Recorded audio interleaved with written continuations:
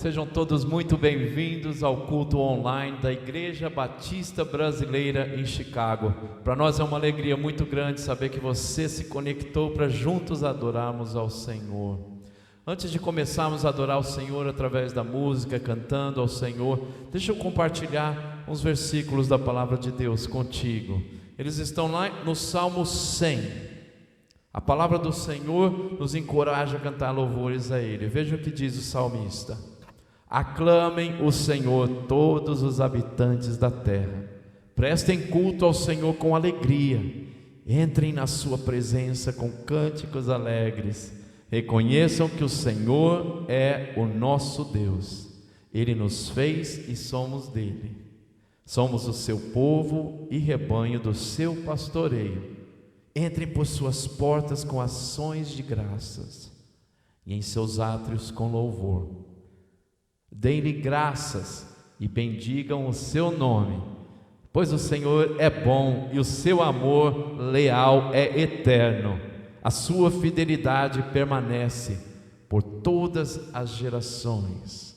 Vamos então levantar as nossas vozes ao Senhor, vamos cantar bem forte a Ele, aonde você estiver. Deixe o mundo, deixe o seu vizinho saber que o Senhor é Rei, que o Senhor é o Deus da tua vida. Vamos cantar bem forte ao Senhor nesse momento.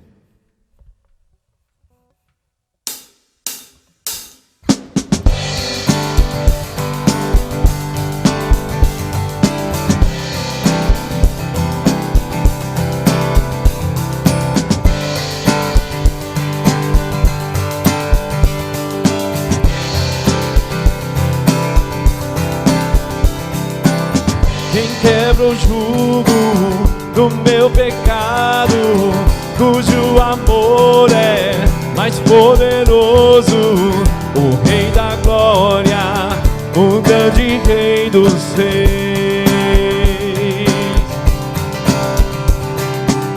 Quem treme a terra com forte brado, todos se assombram, admirados, o Rei da glória, o grande Rei dos reis. Maravilhosa graça, infalível amor, tomou o meu lugar, a minha cruz levou, seu sangue verteu. Estou liberto enfim. Oh, a Cristo eu canto pelo que fez por mim. Oh, e quem transforma o caos em ordem e faz o órfão um filho amado, o Rei da glória, o Rei da glória, governa o mundo com sua justiça, e como o sol, sua face brilha, o Rei da glória, o grande Rei dos reis. Maravilhosa graça, infalível amor, tomou o meu lugar, a minha cruz levou, seu sangue verteu. Estou liberto enfim. Oh, a Cristo eu canto pelo que fez por mim. Diga que Ele é digno. Digno é o Cordeiro de Deus, digno é o Rei que a morte venceu. Digno é o Cordeiro de Deus, digno é o Rei que a morte venceu. Digno é o Cordeiro de Deus, digno é o Rei que a morte venceu. Digno digno é o Cordeiro de Deus, digno, digno, digno, maravilhosa graça, infalível amor, tomou o meu lugar, a minha cruz levou, seu sangue verteu, estou liberto enfim. Oh, a Cristo eu canto pelo que fez por mim. Oh, pelo que fez por mim.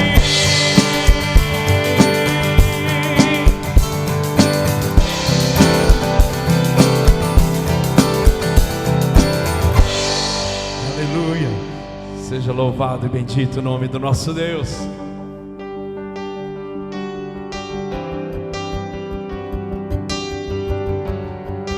Deus que se encarnou e veio ao mundo para nos salvar. Deixou os céus para me buscar. Aqui não é o seu lugar. Um amor assim o mundo não conheceu.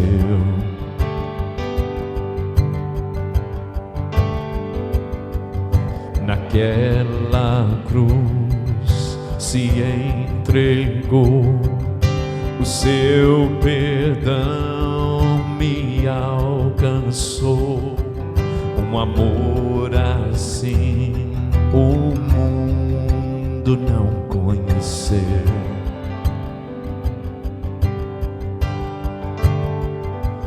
No altar de adoração seja sempre exaltado Jesus, Filho de Deus.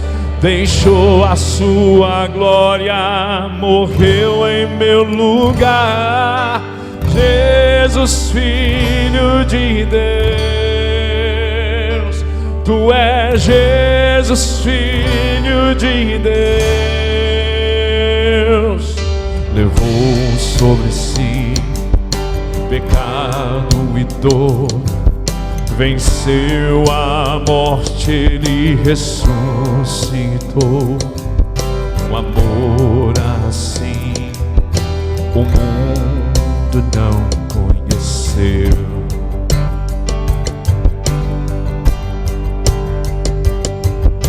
Levou sobre si pecado e dor, venceu a morte, ele ressuscitou. Um amor assim o mundo não conheceu, não conheceu. No altar de adoração seja sempre exaltado, e o seu nome, Jesus, Filho de Deus. Deixou a sua glória, morreu em meu lugar. Jesus, Filho de Deus. Tu és Jesus, Filho de Deus. Seja exaltado, engrandecido, teu nome é santo, poderoso és, e não há nada que apague o teu amor. Na cruz me libertou, na cruz me libertou, na cruz me libertou, na cruz me libertou.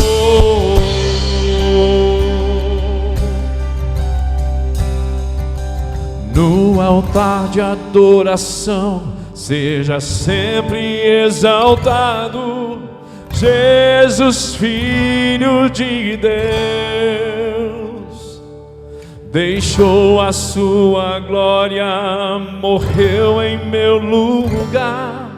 Jesus, Filho de Deus, Tu és Jesus, Filho de Deus.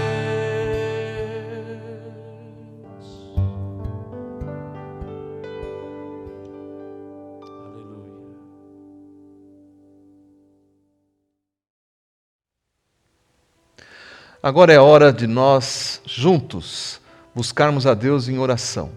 Querido Deus, nós te pedimos em nome de Jesus que o Senhor venha sobre nós e venha sobre todo esse contexto com a tua mão poderosa, exercer o teu poder e repreender esta doença, Senhor. Nós queremos te pedir, Pai amado, que o Senhor esteja olhando para aquelas famílias que estão sofrendo, que perderam os seus entes queridos para a Covid-19 em poucas semanas e nem puderam, Pai amado, se despedir devidamente, passar pelo luto conforme é necessário. Nós te pedimos, ó Pai amado, que a tua paz conforte estas famílias. Também oramos, Pai amado, em favor daqueles que estão isolados nos hospitais, lutando pela vida. Senhor amado, tenha misericórdia, estende a tua mão para curar. Nós oramos também, Pai amado, por aqueles que estão trabalhando como enfermeiros, técnicos, médicos, doutores e pesquisadores, todos na linha de frente contra esse terrível flagelo que assola a nossa sociedade hoje. Nós te pedimos, Pai amado, que o Senhor capacite, que o Senhor proteja, que o Senhor, de alguma maneira, utilize estas pessoas para encontrar a saúde, o melhor caminho para as vacinas e também, Pai amado, para que possamos debelar esse mal. Ainda te pedimos, Pai querido, para que o Senhor proteja o teu povo sobre toda a face da terra. Nós estamos também sujeitos a sermos contaminados e pedimos que o Senhor nos proteja de todo mal.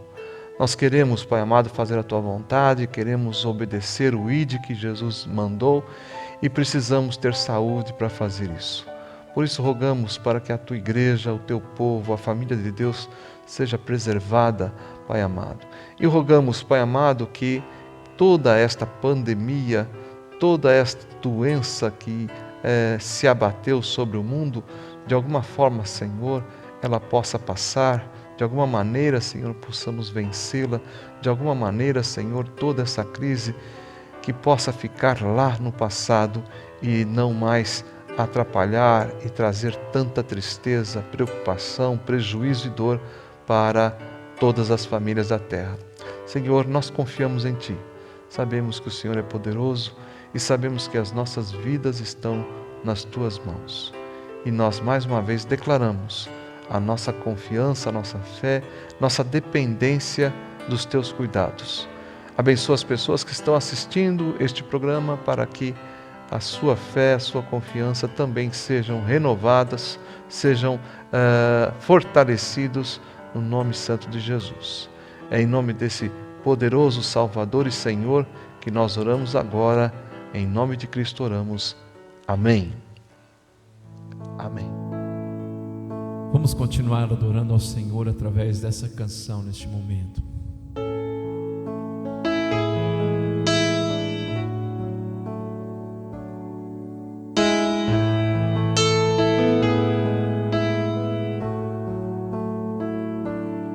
Em espírito,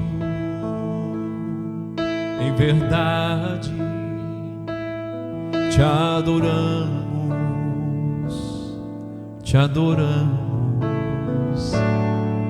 em espírito, em verdade, te adoramos, Rei dos Reis e Senhor, te entregamos o nosso viver, Rei dos Reis e Senhor, te entregamos nosso viver, pra te adorar, ó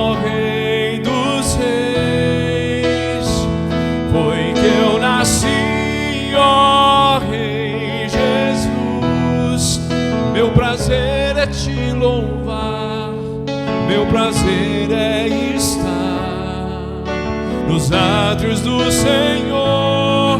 Meu prazer é viver na casa de Deus, onde flui o amor.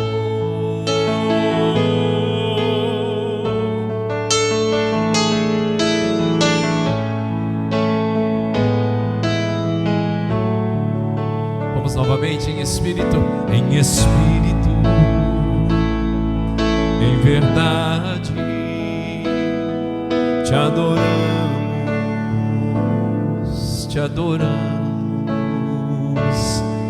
em espírito e em verdade,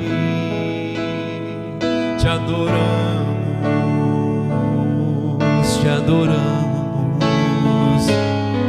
Rei dos reis e Senhor, te entregamos o nosso viver. Rei dos reis e Senhor, te entregamos o nosso viver pra te adorar, ó Rei dos reis. Foi que eu nasci, ó Rei Jesus. O meu prazer é te louvar, meu prazer é estar nos átrios do Senhor. Meu prazer é viver na casa de Deus, onde flui o amor. Pra te adorar, ó Rei dos reis, foi que eu nasci, ó Rei Jesus. Meu prazer é te louvar, meu prazer é estar nos átrios do Senhor. Meu prazer é viver na casa de Deus, onde flui o amor.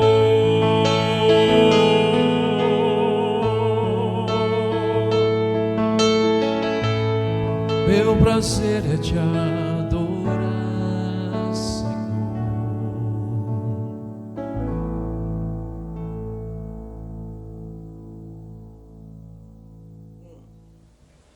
Olá, irmãos, mais uma vez bem-vindos ao culto online da IBBC. Hoje o culto é especial. O pastor Ademir convidou o pastor João Paulo Tomás de Aquino para trazer a palavra para nós. O pastor João Paulo já foi nosso pastor aqui em Chicago durante 4 anos. Hoje ele está no Brasil e ele é pastor da Igreja Presbiteriana de Jandira. Ele também é professor doutor da Universidade do Mackenzie em Teologia. Seguimos agora com a mensagem do pastor João Paulo. Olá, meus irmãos da Igreja Batista Brasileira em Chicago. Meu nome é João Paulo e para mim é uma grande alegria estar aqui junto com vocês para podermos estudar juntos a palavra de Deus. Eu tive o privilégio, junto com a Ju, a minha esposa, e os nossos filhos, de servir ao Senhor Deus aí junto com os irmãos, usando os nossos dons espirituais para abençoar os irmãos e sendo abençoado pelos dons espirituais dos irmãos nas nossas vidas. E assim nós temos muito amor, muito carinho por essa igreja preciosa. Como eu disse ao pastor Ademir, a quem eu agradeço bastante o convite, juntamente com a diretoria, como eu disse a ele, a Igreja Batista Brasileira de Chicago não convida, a Igreja Batista Brasileira de Chicago convoca. Então, para nós, é uma grande alegria podermos pregar a palavra, podermos estudar juntos mais um trecho da palavra do nosso Deus. Que Deus derrame muitas bênçãos sobre essa igreja amada. Nós temos irmãos que nós amamos muito aí, irmãos que nos abençoaram demais, irmãos com quem nós realmente criamos um vínculo cristão muito forte, e nós rogamos ao Senhor que abençoe a todos esses, bem como a toda a igreja, já que muitas pessoas novas chegaram nesse tempo. Que Deus continue abençoando a igreja e que a IBBC seja cada vez mais essa igreja vibrante, essa igreja que cresce e uma igreja que ama a palavra de Deus. Meus irmãos, falando sobre a palavra de Deus, o sermão de hoje vai ser a respeito de Efésios, capítulo 4, versículos 17 a 24. Então, eu peço que você abra a sua Bíblia e acompanhe a leitura do texto bíblico. Efésios 4, de 17 a 24, diz assim a palavra do nosso Deus. Isto, portanto, digo, e no Senhor testifico, que não mais andeis como também andam os gentios, na vaidade dos seus próprios pensamentos, obscurecidos de entendimento, alheios à vida de Deus por causa da ignorância em que vivem pela dureza do seu coração, os quais, tendo se tornado insensíveis, se entregaram à dissolução, para com avidez cometerem toda sorte de impureza. Mas não foi assim que aprendestes a Cristo. Se é que de fato tendes ouvido e nele fostes instruídos segundo é a verdade em Jesus, no sentido de que quanto ao trato passado, vos despojeis do velho homem que se corrompe segundo as concupiscências do engano, e vos renoveis no espírito do vosso entendimento, e vos revistais do novo homem, criado segundo Deus, em justiça e retidão, procedentes da verdade. Meus irmãos, o tema da nossa mensagem de hoje é o tema de um antigo livro escrito pelo teólogo John Stott, pastor, líder do cristianismo mundial, que em 1972 escreveu o livro Crer é Também Pensar. Livro que no inglês tinha o título de Your Mind Matters, a sua mente importa, mas que foi traduzido para o português com esse título brilhante de Crer é Também Pensar. Meus irmãos, por que é importante nós falarmos a respeito desse assunto? É importante porque, como você bem sabe, e você tem uma ilustração aí na sua tela, nós vivemos numa época de opostos, de polos radicalmente opostos. Algumas igrejas, quando você participa do culto, você dificilmente se mantém acordado. É um culto racionalista, coisas densas são faladas ali, todas as partes do culto são difíceis, são densas, difíceis de entender, e as pessoas dificilmente conseguem se engajar e conseguem adorar a Deus. Por outro lado, é verdade também que nós temos cultos irracionais sendo praticados por aí. Cultos onde pessoas caem, onde pessoas vomitam, onde pessoas imitam leões e onde pessoas perdem totalmente a sua razão, quem sabe no momento do louvor, onde as pessoas estão ali totalmente absorvidas por um emocionalismo destituído de razão. É também verdade que na teologia nós temos esses dois polos radicais. Foi contra isso que o Francis Schaeffer escreveu o livro A Morte da Razão, porque ele estava vendo que existia um existencialismo tomando conta da igreja, e as pessoas estavam vivendo somente com base nas emoções. Por outro lado, nós não queremos cair no erro do teólogo Rodolfo Bultmann, por exemplo, que olhou para a Bíblia e viu diversos mitos, diversas coisas que o homem moderno não poderia aceitar como verdades, como, por exemplo, o nascimento virginal ou a história de Jesus ter andado por sobre as águas. Então, o Bultmann propôs que nós retirássemos da Bíblia todos esses mitos, ou que, no mínimo, não os interpretássemos literalmente e apenas extraíssemos as lições que existem por trás dessas histórias que ele chamava de mitológicas. Meus irmãos, nós nem podemos cair num racionalismo que despreze a palavra, como também não podemos cair num emocionalismo que despreze a importância da razão na vida cristã. Foi por isso, queridos, que o John Stott escreveu o livro Crer é Também Pensar. No primeiro capítulo, ele vai contra uma mente vazia. Ele diz, olha, eu não estou em defesa de uma vida cristã seca, sem humor, teórica, mas sim de uma viva devoção inflamada pelo fogo da verdade. Não um cristianismo desprovido de razão, de mente vazia, apenas emoções e vontades, mas um cristianismo que inflama as suas emoções e inflama a sua vontade por meio da verdade incandescente da palavra de Deus. Assim, então, o John Stott questiona por que nós devemos usar a nossa mente, por que é importante a nossa mente na vida cristã. Ele diz que ideias, em primeiro lugar, movem o mundo. É baseado nas ideias que as pessoas agem como agem, fazem o que fazem, valorizam as coisas que valorizam. É porque alguém, em algum momento, em algum lugar, disse alguma coisa, teve alguma ideia, que o mundo continua girando e que novas filosofias vão surgindo e que novas atitudes vão aparecendo. Meus irmãos, Deus usou a sua mente na criação e Ele fez com que Adão e Eva usassem também a sua mente ao dar nomes e ao participar do governo de todas as coisas na criação. A mente é importante para nós entendermos a revelação de Deus. A mente tem um papel importante na nossa redenção quando a palavra de Deus é pregada. A mente é importante e será importante no juízo final, porque Deus nos julgará de acordo com as verdades que Ele mesmo ensinou. Assim sendo, nós precisamos da nossa mente para cultuar a Deus, apresentar a Deus um culto que seja em espírito e em verdade. Um culto, como Paulo disse em Romanos 12, que seja um culto racional.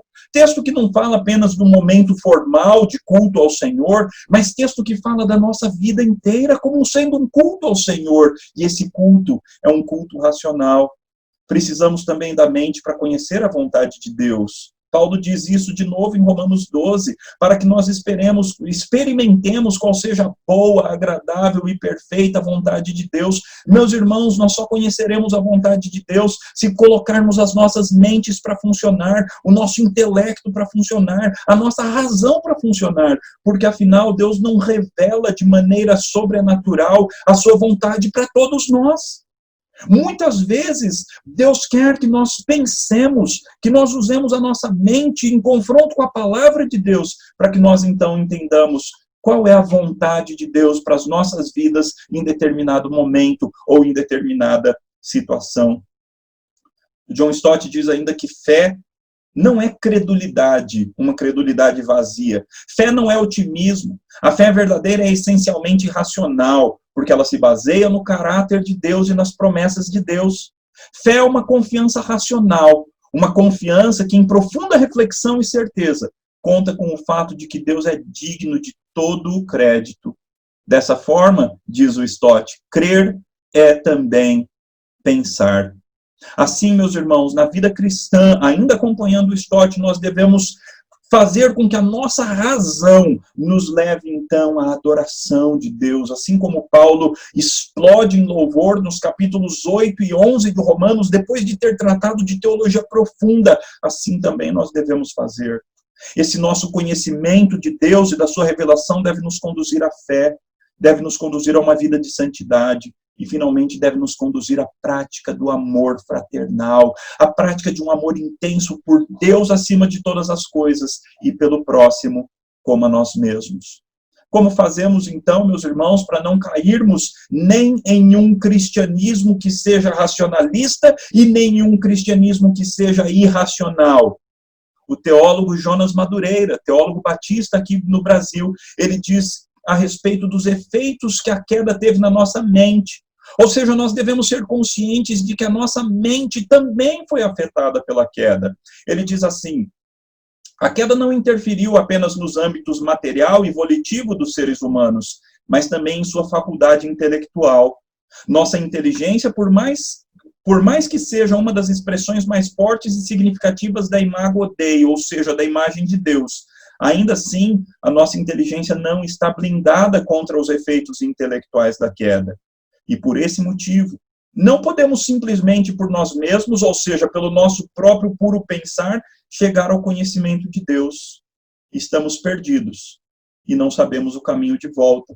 Assim é o homem natural, assim é o homem ímpio, meus irmãos. A queda, ou seja, a escolha que os nossos primeiros pais, Adão e Eva, fizeram do pecado em vez da obediência e santidade, foi uma escolha que teve consequências não só sobre o nosso corpo físico, não só sobre as nossas vontades, colocando dentro de nós desejos que são contrários à vontade de Deus, não só sobre as nossas emoções, que por vezes estão desordenadas, mas a queda teve um efeito nefasto também sobre a nossa razão. E é isso que os teólogos dão o nome de os efeitos noéticos do pecado, visto que a palavra grega para mente é a palavra nous, e por isso, então, efeitos noéticos do pecado. Meus irmãos, como é então que nós devemos usar a nossa mente na vida cristã? Algumas pessoas, melhor dizendo, pensam que o remédio para a tolice intrínseca, tolice natural do ser humano, o remédio para a tolice está num seminário teológico, numa faculdade de filosofia ou num laboratório de ciências. Lê do engano. O seminário, a faculdade e o laboratório podem ser mais sombrios do que o fundo de uma caverna. Deus não fala a teólogos, filósofos e cientistas, mas a tolos e perdidos em si mesmos. É uma tremenda tolice esperar dos seminários de teologia, das faculdades de filosofia ou dos laboratórios de ciências aquilo que somente o confronto com a voz de Deus pode dar.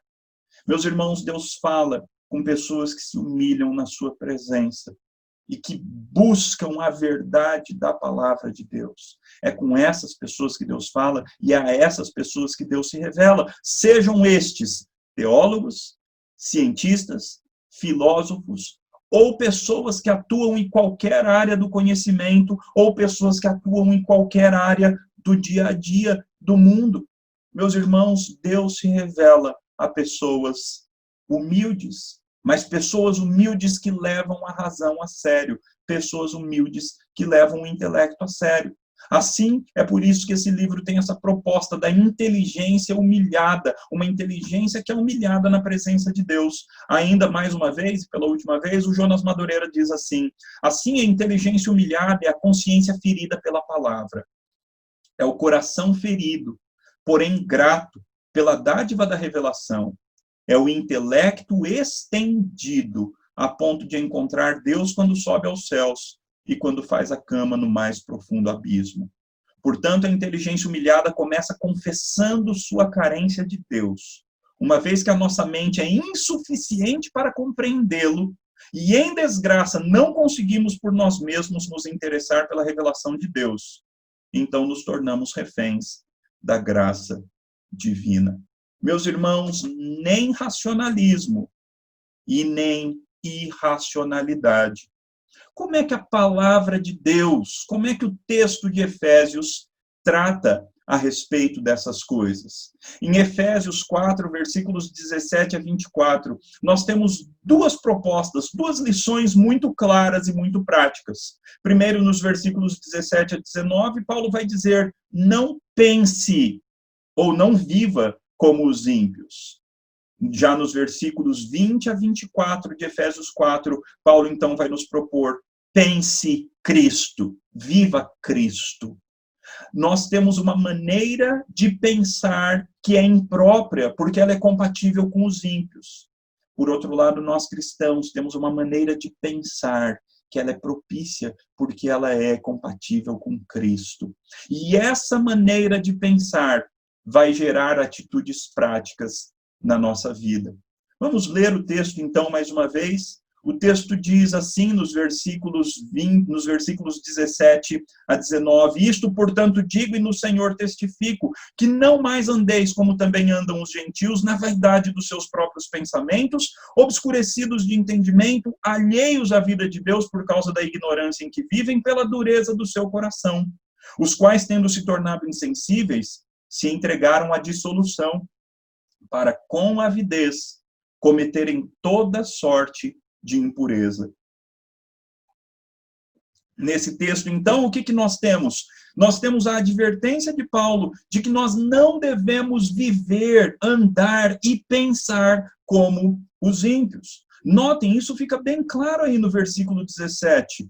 Não mais andeis como também andam os gentios, ou seja, não pratiquem a vida, não vivam a vida prática como os gentios, como as pessoas não crentes com quem você convive, as quais você conhece, ou como os famosos não crentes que você vê na televisão ou nas séries, ou ouve a respeito deles em notícias. Meus irmãos, o crente tem uma vida diferente. O crente tem que ser caracterizado por uma diferença. Mas notem que o apóstolo Paulo vai ser muito prático nesse texto. E ele vai dizer, ok, como é que é isso? Como é que então nós não devemos andar? A primeira coisa, Paulo vai falar 4 aspectos que caracterizam a vida dos ímpios e que nós não devemos andar nesses 4 aspectos ou de acordo com eles. Primeira coisa, os ímpios andam na vaidade dos seus próprios pensamentos. Na vaidade, na vazieza, na vaidade, naquilo que é vazio, naquilo que é inútil dos seus próprios pensamentos. Meus irmãos, pensamentos inúteis. Nós cristãos não podemos ter pensamentos vazios, pensamentos inúteis, pensamentos que, confrontados com a palavra, pesam menos do que nada. Muito pelo contrário, a nossa mente tem que ser caracterizada pela verdade.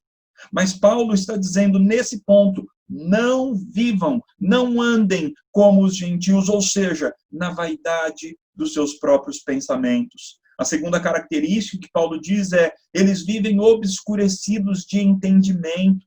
Eles não conseguem ter clareza do entendimento da verdade verdadeira, porque eles não conhecem Cristo. Então eles vivem obscurecidos. Eles não têm a palavra que é lâmpada para os nossos pés e luz para os nossos caminhos. Eles não têm Jesus Cristo, aquele que disse, eu sou a luz do mundo, quem me segue não andará em trevas, pelo contrário, terá a luz da vida. Meus irmãos, nós temos Cristo, então nós não podemos andar como andam os gentios, na vaidade dos seus próprios pensamentos e obscurecidos de entendimento. Em terceiro lugar, o apóstolo Paulo diz, nós não podemos andar como os gentios, ou seja, alheios à vida de Deus. Eles vivem distantes da vida de Deus, e Paulo qualifica isso de 2 formas. Número 1, por causa da ignorância em que vivem. Número 2, pela dureza do seu próprio coração. Meus irmãos, é tão triste quando nós encontramos um crente, alguém que pelo menos se autodenomina cristão, mas cuja vida é exatamente igual à vida daquelas pessoas que não têm nenhum compromisso com Cristo, com Deus e com a palavra de Deus. É tão triste quando vemos um crente que é dominado pelos seus pensamentos vazios, totalmente obscuro no seu entendimento e que vive uma vida à parte de Deus, alheia de Deus. Deus não faz parte dos seus planos, Deus não faz parte dos seus sonhos, Deus não faz parte das suas decisões, Deus não faz parte do dia a dia em família, Deus não faz parte da vida profissional, Deus não tem parte nenhuma na vida a não ser no domingo. Meus irmãos, isso é impiedade. E dificilmente é possível chamar alguém que tem uma vida dessa maneira como um crente. Aliás, o que Paulo diz é isso.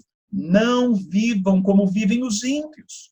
Uma vida assim, queridos, é uma vida de ímpio e não uma vida de crente. Eles vivem alheios de Deus por causa da ignorância. Eles não tiveram conhecimento de Deus. A mente deles não foi iluminada pela palavra do Deus bendito. A mente deles não foi iluminada pelo Espírito Santo. E assim eles vivem uma vida alheios a Deus. Mas nós somos chamados a viver diferente. A viver uma vida próximo de Deus, como Paulo vai deixar claro na segunda parte do nosso texto. Finalmente, Paulo diz, eles vivem de maneira insensível. Versículo 19, os quais, tendo se tornado insensíveis, entregaram-se à dissolução para, com avidez, cometerem toda sorte de impureza. Ou na NVI, tendo perdido toda a sensibilidade, eles se entregaram à depravação, cometendo com avidez toda espécie de impureza. Ou seja, meus irmãos, o que caracteriza a vida dos ímpios? Notem a importância de palavras ligadas ao conhecimento e ao intelecto nesse texto, nesses versículos. Eles são vaidosos nos seus próprios pensamentos, ou seja, os pensamentos deles são vazios, são inúteis. Eles são obscurecidos no entendimento. Eles são alheios à vida de Deus por causa da ignorância em que vivem. E por causa de tudo isso, eles então se tornam insensíveis às coisas de Deus, endurecidos para as coisas de Deus. Eles não têm sensibilidade espiritual e dessa forma se entregam a todo tipo de depravação, a todo tipo de dissolução, a todo tipo de imoralidade e cometem impurezas com avidez. Meus irmãos, não vivamos como vivam os gentios. A mente deles está totalmente alheia a Deus.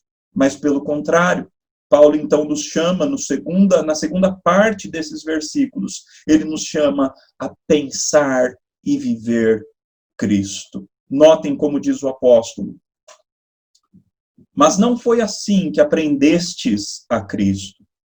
Se é que de fato tendes ouvido e nele fostes instruídos, segundo é a verdade em Jesus, no sentido de que quanto ao trato passado, vos despojeis do velho homem que se corrompe segundo as concupiscências do engano, e vos renoveis no espírito do vosso entendimento, e vos revistais do novo homem, criado segundo Deus, em justiça e retidão, procedentes da verdade. Meus irmãos, notem que agora o apóstolo Paulo fala o que nós, como cristãos, devemos fazer. Ele faz esse contraste radical, ele diz, olha, não foi desse jeito que eu acabei de descrever que vocês aprenderam Cristo. A expressão aqui é muito interessante, a expressão aprender, na língua grega, é a mesma expressão da qual vem a palavra discipulado. Não foi assim que vocês foram discipulados. Mas qual foi o conteúdo que eles aprenderam? Qual foi o conteúdo que eles foram discipulados? Não foi um conteúdo teórico, não foi um conteúdo doutrinário, mas foi uma pessoa. Meus irmãos, a nossa mente deve ser encharcada não apenas das verdades que emanam da palavra, mas a nossa mente deve ser encharcada de uma pessoa, e essa pessoa é a própria verdade encarnada, essa pessoa é Cristo. Meus irmãos, crer é também pensar, porque os nossos pensamentos devem ser formados e influenciados pelo nosso relacionamento com a pessoa bendita do nosso Senhor Jesus Cristo. Paulo diz, claro, não foi desse jeito que vocês aprenderam Cristo. Se é que de fato o tendes ouvido e nele fostes instruídos segundo a verdade em Jesus. Perceba de novo a preponderância de conceitos relacionados à mentalidade, à intelectualidade e à razão. Aprendestes Cristo, ouvistes, nele fostes instruídos, segundo a verdade em Jesus. Notem, meus irmãos, que a razão tem um papel fundamental na nossa vida cristã. É a verdade que é Cristo, é a verdade de Cristo. Assim como Paulo disse em Romanos 12, rogo-vos, pois, irmãos, pelas misericórdias de Deus, que apresenteis o vosso corpo por sacrifício vivo, santo e agradável a Deus, que é o vosso culto racional. E não vos conformeis com este século, ou seja, não tomeis a forma deste mundo, mas transformai-vos pela renovação da vossa mente. Meus irmãos, a vida cristã tem a ver com isso. Tem a ver com a transformação da nossa mente, tem a ver com a transformação do nosso jeito de pensar, tem a ver com a transformação da nossa cosmovisão, da nossa visão de mundo, das nossas filosofias mais básicas, das verdades mais fundamentais sobre as quais nós construímos a nossa vida. Meus irmãos, o crente é alguém que pensa diferente, porque ele pensa os pensamentos de Deus, não de uma maneira mística, como se Deus fosse trazer os seus pensamentos diretamente para nós num encontro existencial, mas é sim numa maneira mística e num encontro existencial que acontece por meio da palavra. Sim, o cristianismo é uma religião sobrenatural. Sim, existe um encontro existencial com a pessoa viva e ressurreta do Senhor Jesus Cristo, mas esse encontro é mediado pela palavra e supervisionado pelo Espírito Santo de Deus. Meus irmãos, o crente precisa ser encharcado da palavra. O crente precisa ser um teólogo. Teólogo não no sentido daquele que estuda as doutrinas que não tem nada a ver com a vida prática, mas teólogo no sentido de alguém que se aprofunda na palavra, que estuda a palavra e que por meio da palavra tem um relacionamento vívido, verdadeiro, delicioso com a pessoa bendita do nosso Senhor Jesus Cristo. Se nós aprendemos a Cristo, se nós ouvimos a Cristo, se nós fomos instruídos em Cristo, se nós temos acesso à verdade que existe em Jesus, então existe uma maneira específica que nós somos chamados a viver. Paulo agora, nesses últimos versículos, ele vai expor ou ele vai apresentar uma metáfora, uma figura que vai ser importantíssima desde o capítulo 4, versículo 25, até o capítulo 5, versículo 18. E a metáfora que Paulo usa é uma metáfora muito simples. É a imagem do desvestir, tomar banho e revestir. Desvestir, tomar banho e se vestir novamente. Notem, meus irmãos, nós fazemos essas coisas todos os dias. No caso de alguns, nem todos os dias. Mas a maioria das pessoas, muitas vezes, troca de roupa, toma banho, renova o entendimento. Ainda que seja com aquelas toalhinhas que são usadas nos Estados Unidos, não é verdade? A pessoa renova, se refresca de alguma forma. E aí, então, a pessoa se veste novamente. Meus irmãos, essa imagem tão corriqueira, essa imagem tão do dia a dia, é usada por Paulo como sendo algo fundamental na vida cristã. Porque eu e você, nós temos a tendência de pensar segundo os pensamentos do mundo. Nós somos tantas vezes influenciados pelo mundo, pela carne e pelo diabo. Essas três forças tentam formatar o jeito que nós pensamos e, consequentemente, quem nós somos. Muitas vezes temos opiniões que não são compatíveis com a palavra. Muitas vezes, meus irmãos, nós vemos cristãos publicando coisas nas redes sociais que não são compatíveis com uma vida de Cristo, uma vida digna do Senhor Jesus Cristo, uma vida digna de alguém que foi eleito por Deus. Muitas vezes vemos cristãos concordando com filosofias, com políticas, com economias que são antagônicas à palavra de Deus. Meus irmãos, nós somos chamados a desvestir daquilo que é característico do mundo, renovar o nosso entendimento por meio da palavra e então nos revestirmos daquilo que é característico de Cristo por meio da palavra. Paulo expõe isso da seguinte maneira, no sentido de que quanto ao trato passado, ou seja, no sentido de que quanto ao modo antigo de viver, vocês se despojem do velho homem, que se corrompe segundo as concupiscências do engano. Ou seja, esse velho homem, o velho João Paulo, o velho você, ele se corrompia por causa dos enganos, das mentiras que o mundo, a carne e o diabo contavam. Paulo nos chama então a nos desvestirmos.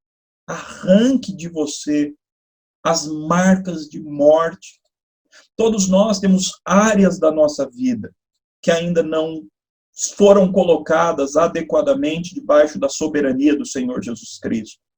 Áreas da nossa vida, áreas do nosso pensamento, áreas dos nossos relacionamentos que ainda não foram submetidas ao Senhor Jesus Cristo.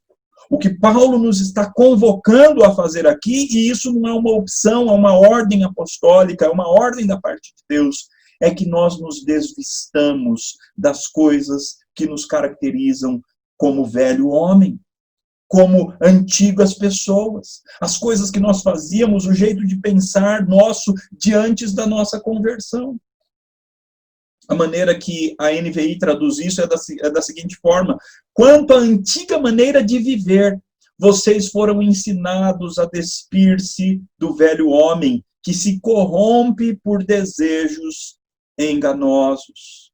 Então, meus irmãos, a primeira coisa é que nós nos desvistamos do modo de pensar antigo e do modo de viver, das práticas que nos caracterizavam quando nós vivíamos nas trevas. Não ande mais como andam os gentios. Desvista-se disso. Desvista-se do velho homem. O teu jeito de olhar para a tua vida profissional, ele é um jeito cristão ou ele é um jeito mundano? O teu jeito de se relacionar com as pessoas é um jeito cristão ou é um jeito mundano? O teu jeito de viver dentro de casa é um jeito cristão ou é um jeito mundano com relação à sua família? As suas finanças. Você maneja, você administra a sua vida financeira segundo Cristo ou segundo o mundo, a carne e o diabo? Desvista-se. Se alguma dessas áreas, ou em cada uma dessas áreas, os aspectos que ainda não foram rendidos a Cristo, desvista-se dessas coisas. Essa é a convocação, esse é o chamado do apóstolo Paulo. E ele diz, e vos renoveis no espírito do vosso entendimento. Vejam de novo o papel importante do pensamento, da intelectualidade, da razão na vida cristã, meus irmãos. Meus irmãos, o crente não pode abrir mão do seu cérebro. O crente tem que ser profundo em buscar a Deus. Meus irmãos, houve uma época em que qualquer crente, crentes comuns, sabiam as verdades básicas das Escrituras, as verdades básicas da fé, as verdades básicas do catecismo. Meus irmãos, nós precisamos voltar a isso. Nós precisamos voltar a um cristianismo com conteúdo. Não um cristianismo apenas de emocionalismo barato, emocionalismo vazio, vontades desprovidas de razão, mas um cristianismo onde exista grande emoção, onde existam vontades santas, mas onde essa emoção e essas vontades fluem de uma compreensão da verdade de Deus, da revelação de Deus, da palavra do nosso Deus. Assim, Paulo nos chama a nos desvestirmos do velho homem, renovarmos o nosso entendimento. Isso acontece pela palavra. E então, diz o versículo 24, e vos revistais do novo homem, criado segundo Deus, em justiça e retidão, procedentes da verdade. Note de novo, a verdade tem um papel importante aqui, um papel essencial. É por meio da verdade. Essa verdade que foi inspirada por Deus e escriturada na palavra, na Bíblia que nós temos. Essa verdade que se encarnou há 2000 anos atrás e andou entre nós, e nós vimos a sua glória, glória como do unigênito do Pai. Essa verdade que agora vem a nós na forma do Espírito Santo de Deus e nos ajuda a compreender a revelação escrita de Deus. Meus irmãos, nós precisamos nos revestir desse novo homem. Nós precisamos ser cristãos de verdade. Em cada área da nossa vida, precisamos render aquela área a Cristo Jesus. As maneiras de pensar, as maneiras de sentir, as vontades que não são compatíveis, não são dignas de Deus, devem ser extirpadas de maneira radical, sim. Precisamos viver um cristianismo radical, um cristianismo que seja radicalmente enraizado na palavra do nosso Deus. Paulo, então, nos diz duas coisas muito simples, na verdade, e muito profundas ao mesmo tempo. Primeiro, crente, não viva como vivem os ímpios, que são marcados por uma maneira de pensar que não é compatível com Deus. E essa maneira de pensar os leva a uma maneira de viver que também não é compatível com Deus. Mas, pelo contrário, assim como vocês aprenderam Cristo, então vivam Cristo. Desvistam-se do velho homem, renovem o entendimento pela palavra e revistam-se do novo homem, segundo a palavra da verdade. Queridos, essa é a vontade de Deus para a nossa vida. E que dessa forma o nosso Deus nos ajude a viver de maneira digna como eleitos de Deus. Que Deus abençoe grandemente a tua vida e que o Espírito Santo nos ajude a colocarmos essas coisas em prática. Em nome de Cristo Jesus. Amém. Vamos continuar adorando ao Senhor neste momento com essa próxima canção.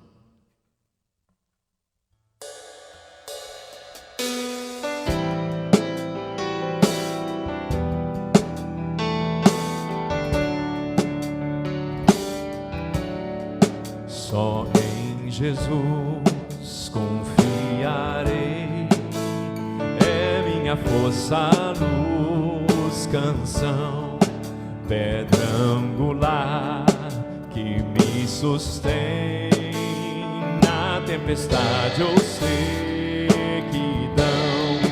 Com grande amor, profunda paz, em meio à luta, em horas más, Consolador, és tudo em mim, firmado estou em seu amor.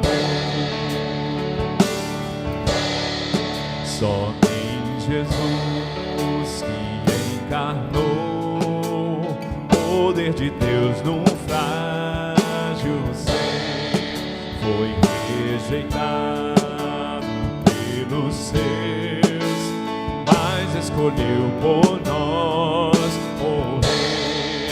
E lá na cruz o próprio Deus a sua ira satisfez, o meu pecado em si levou, vivo na morte dele estou.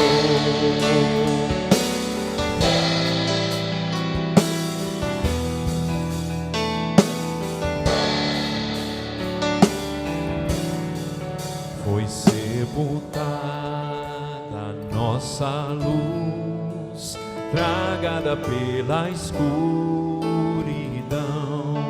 mas no terceiro dia então ressuscitou o meu Senhor, grande vitória conquistou, do vil pecado me livrou.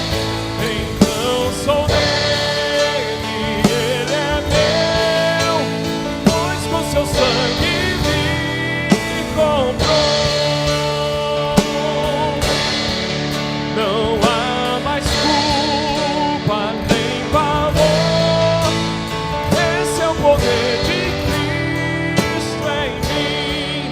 Jesus comanda meu viver, desde o princípio até o fim. Nenhuma força poderá de sua mão me arrancar, até com ele me encontrar. No seu poder eu viverei, nenhuma força poderá de sua mão me arrancar, até com ele me encontrar. No seu poder eu viverei.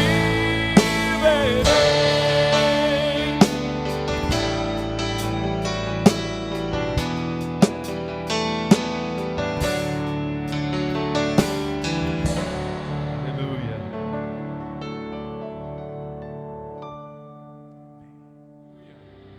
Neste momento eu quero continuar te insistindo contigo, vamos continuar adorando ao Senhor através dos dízimos e ofertas nesse momento. Aqui na Igreja Batista Brasileira em Chicago, nós cremos que os nossos dízimos e ofertas são também mais uma forma de expressarmos ao Senhor a nossa gratidão por tudo que Ele tem feito, e nós cremos que Ele é o doador. Dele vem toda a nossa provisão, toda a boa dádiva vem do Senhor. Então nós oferecemos a Ele, como parte da nossa gratidão, os nossos dízimos e ofertas. Enquanto o piano toca, você pode fazer através do sistema Zelle, eletronicamente através desse sistema Zelle, usando o nosso e-mail ibbchicago1@gmail. Repetindo o e-mail novamente, ibbchicago1@gmail.com. Adore ao Senhor com os seus dízimos e ofertas nesse momento.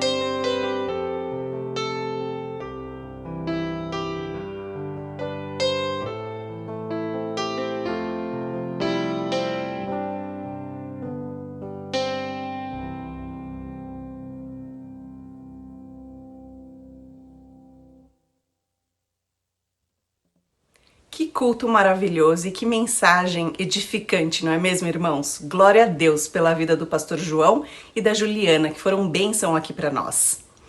Bem, alguns avisos finais. A campanha das cadeiras, que o pastor Ademir comentou essa semana, está indo muito bem. Até sexta-feira nós arrecadamos 22 cadeiras. Lembrando que o nosso objetivo é arrecadar 100 cadeiras. Cada cadeira custa $55. Se você gostaria de fazer essa doação, faça pelo Zelle, ibbchicago1@gmail.com. Apenas coloque nas observações que é para as cadeiras. Ainda não temos a data oficial de retorno para a igreja. Assim que as autoridades informarem, comunicaremos imediatamente. Eu tô morrendo de saudades de ir para a igreja. E vocês? E não esqueçam de curtir as nossas páginas no YouTube, no Instagram e no Facebook. Nos ajude a divulgar a nossa igreja para mais brasileiros aqui na região. Tenham uma semana abençoada e até domingo que vem.